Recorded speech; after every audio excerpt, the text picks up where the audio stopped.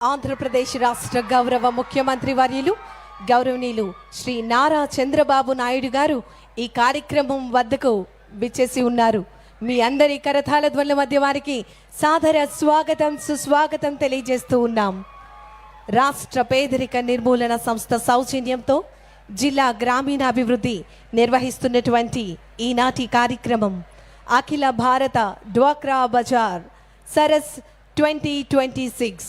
ఈనాటి కార్యక్రమానికి విచ్చేసినటువంటి మన అందరి ప్రియతమ నాయకులు ఆంధ్రప్రదేశ్ రాష్ట్ర గౌరవ ముఖ్యమంత్రి వర్యులు లెజెండరీ లీడర్ గారికి మరి ఈ వేదిక సాదరంగా స్వాగతం సుస్వాగతం తెలియజేస్తుంది.